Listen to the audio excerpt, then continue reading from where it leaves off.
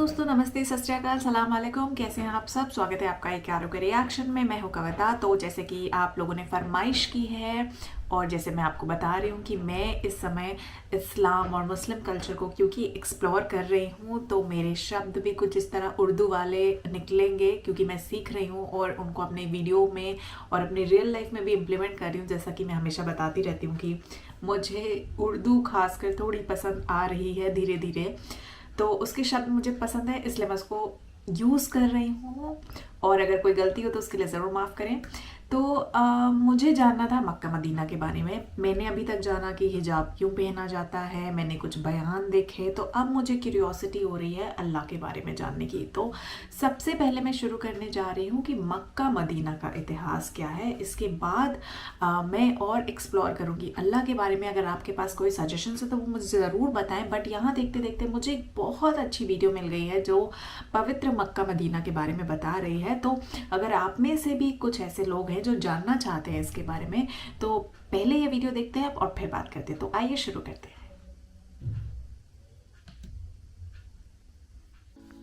मुस्लिमों के लिए मक्का मदीना जन्नत का दरवाजा माना जाता है। हर मुस्लिम अपने जीवन में कम से कम एक बार वहां जाने की ख्वाहिश रखता है। कहा जाता है कि वहां पर भी कुछ हिंदू रीति रिवाजों का पालन किया जाता है, हालांकि वहां ऐसा कुछ नहीं होता है।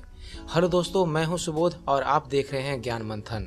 तो चलिए अपने इस वीडियो में आपको बतलाते हैं मुस्लिमों के लिए जन्नत का दरवाजा माने जाने वाला मक्का मदीना के बारे में। बतलाएंगे आपको इससे जुड़ा इतिहास और इससे जुड़े कुछ रोचक जानकारी के बारे में। मक्का मदीना सऊदी अरेबिया के हज का शहर है। यह मक्का साम्राज्य के शासक की राजधानी है। समुद्र सतह से 277 मीटर यानी कि 909 फीट ऊंची जिन्नाह की घाटी पर शहर से 70 किलोमीटर अंदर स्थित है। 2012 तक तकरीबन वहां 2 मिलियन लोग रहते थे, बल्कि इसके 3 गुना लोग प्रति वर्ष लोग इसे देखने आते हैं। ज्यादातर मुस्लिम लोग धुल अल हिज्जाह के 12वें लूनर महीने में हज की यात्रा पर जाते हैं। कहा जाता है कि यह स्थान मोहम्मद का जन्म स्थान और कुरान की पहली आकाशवाणी का स्थान भी है।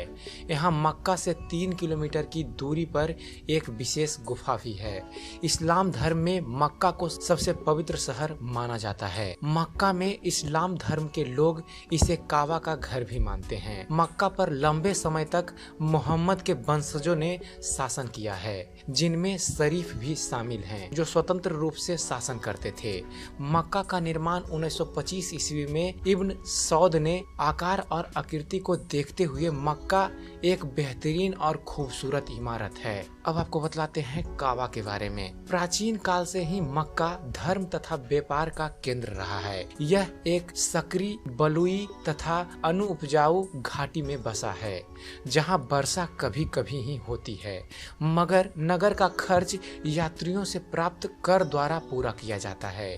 यहाँ पत्थरों से निर्मित एक विशाल मस्जिद है, जिसके मध्य में ग्रेनाइट पत्थर से बना आयताकार काबा स्थित है, जो 40 फुट लंबा तथा 33 फुट चौड़ा है। इसमें कोई खिड़की नहीं है, बल्कि एक दरवाजा है। काबा के पूर्वी कोने में जमीन से लगभग 5 फुट की ऊंचाई पर पवित्र काला पत्थर स्थित है। मुस्लिम यात्री यहाँ आकर काबा के 7 चक्कर लगाते हैं, इसके बाद इसे चूमते हैं। पैगंबर मोहम्मद का जन्म स्थल मक्का मदीना को कहा जाता है। यहाँ मोहम्मद साहब ने लगभग 5700 ईसा पूर्व जन्म लिया था। फिर मक्का वासियों से झगड़ा हो जाने के कारण मोहम्मद साहब 622 ईस्वी में मक्का छोड़कर मदीना चले गए। अरबी भाषा में सफर करना हिजरत कहलाता है। यहीं से संवत हिजरी की शुरुआत हुई थी।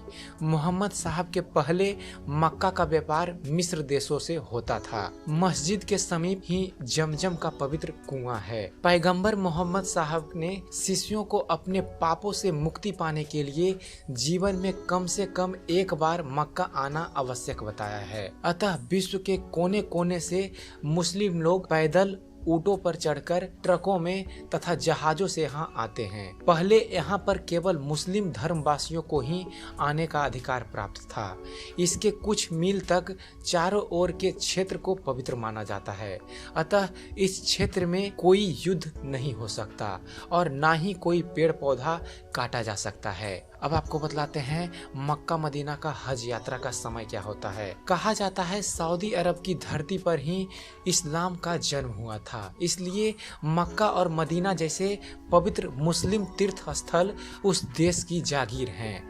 मक्का में पवित्र काबा है जिसकी प्रदक्षिणा कर हर मुस्लिम अपने आप को धन्य मानता है। यही वह स्थान है जहां हज यात्रा संपन्न होती है। संपूर्ण विश्व में इस्लामी तारीख के अनुसार 10 जिलहज को विश्व के कोने कोने से मुस्लिम इस पवित्र स्थान पर पहुंचते हैं, जिसे ईद उल अजहा की संज्ञा दी जाती है। भारत में इसे सामान्य भाषा में बकरा ईद यानी कि बकरीद कहा जाता है। हज संपन्न करने के पश्चात उसकी पूर्णाहुति तब होती है जब शरीयत द्वारा मान्य पशु की कुर्बानी दी जाती है। मक्का में मस्जिद अल हरम नाम से एक विख्यात मस्जिद है। इस प्राचीन मस्जिद के चारों ओर पुरातात्विक महत्व के खंभे हैं, लेकिन कुछ समय पहले सऊदी सरकार के निर्देश पर इसके कई खंभे गिरा दिए गए।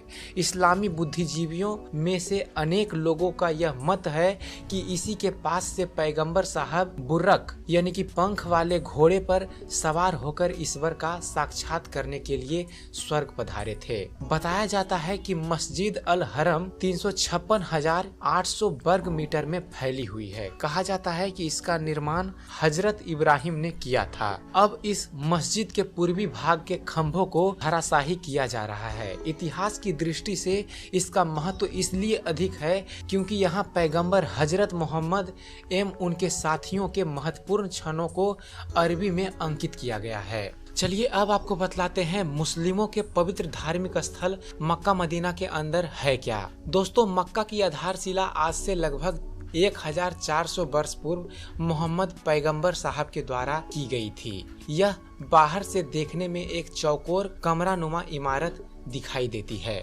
जिस पर काला लिफाफ चढ़ा हुआ है।